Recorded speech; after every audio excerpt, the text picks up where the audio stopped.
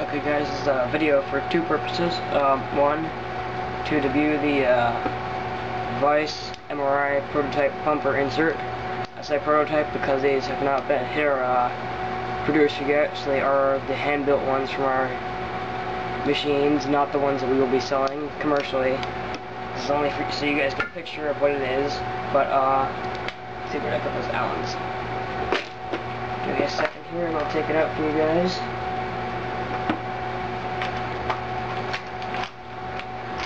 This will only be for the Vice, as the Protege already has a plastic back cap and does not need an insert because metal on plastic does not cause clanging. Okay, here we go. Now, here's the back cap. Looks totally normal. Slide our finger in there. Off comes the insert. Here's what the back cap is stock. Okay, it's got a little lip here for the air from the barb to go behind the rammer in order to move it forwards. Now, problem is they left this bare metal. Even if it's anodized, it'll wear off and begin to have clanging noises because hitting this same material or similar material as the rammer makes a pinging noise. Very annoying when you're shooting to me and apparently a few other people. Now, what this insert does, it has two things that'll stop the pinging. One, this is a rubber coating up here, special rubber coating to make sure that it doesn't damage the Delrin and doesn't wear the Delrin, along with a Delrin spacer to actually stop the pinging noise. The rubber also aids in shock absorption, making it quieter, and the Delrin is shaped so that all you have to do to put it on, take the bumper, take the back cap, put it like that, and press. It's press fit on there. It won't fall off no matter what. It's just stuck on there. You don't have to worry about the rammer hitting it, catching it, and it flying off and going into your firing chamber or going into your ram sleeve. You don't have to worry about that. It is attached just by press fit, and it will not fall off.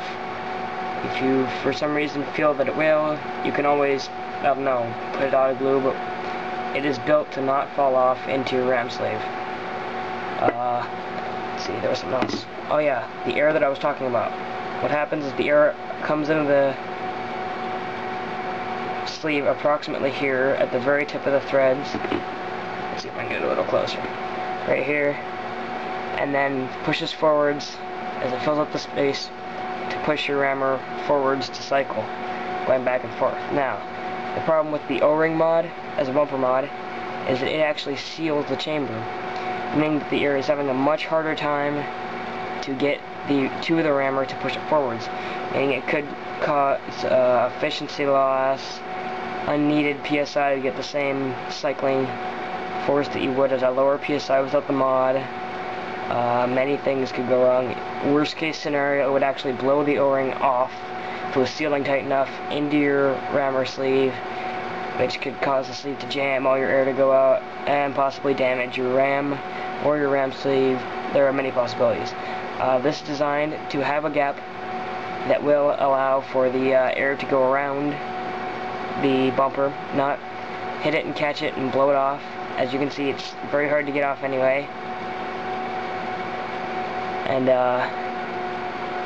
it's designed to be small enough that it will allow the air to go around the sides and come to the back of your ram cap, or the back of your rammer to push it forwards, but still be big enough and thick enough to withstand the pounding forces of your ram and not break. We'll be testing this extensively to make sure that it's not going to shatter on anybody, on any circumstances, given that you're using recommended settings. If you go above the recommended settings, we cannot condone any breaking or damaging of our parts. They're built to run at the recommended settings, nothing higher, nothing bigger stress.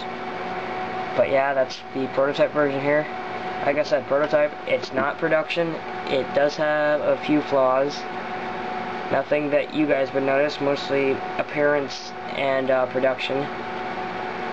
There is one minor one that we will be working out this weekend, actually. As you can see, it's alright. Now this is some, let's see. These are some approximately 8.6 bore paint, somewhere in there. Apologies, this used to be 8.6 paint. It's now approximately 9.1. It was 8.6 at the turning when I bought it. Now it has swollen over a month and humidity changes. It's a 9.1 stock mini barrel. As you can see, they're not falling through. Still not falling through. So they are not 8.6, they are approximately 9.1, somewhere in that area. Maybe a little bit bigger. Now, we'll turn the gun on, turn the eyes on. Ram cap is cycled, or the rammer is cycled all the way back. I'll release it, and it'll come slightly forwards. Okay, blue means there's nothing in the chamber, purple means there is. Now, I'll drop this 8.6 ball in here, right down the feed neck, doink. Notice it doesn't register. Now, if it cycles, it still cycles perfectly fine. There's no added resistance from the ball,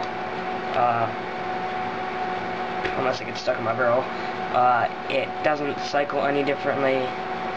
It does cause the air to hit it slightly differently, which causes a little bit of inconsistency. We're trying to figure that out for you guys. We know you guys want the maximum consistency, so we're not going to let two plus or minus an extra one just because you don't want to hear a sound affect you. So we're going to fix that. Now, that would only happen with one ball, and you'll notice I drop one ball in, it's still blue. I drop a second ball in from very, very low, it's fixed. Now, with a force feed loader, this would have no problems until you came to maybe the last ball. It would be slightly less consistent.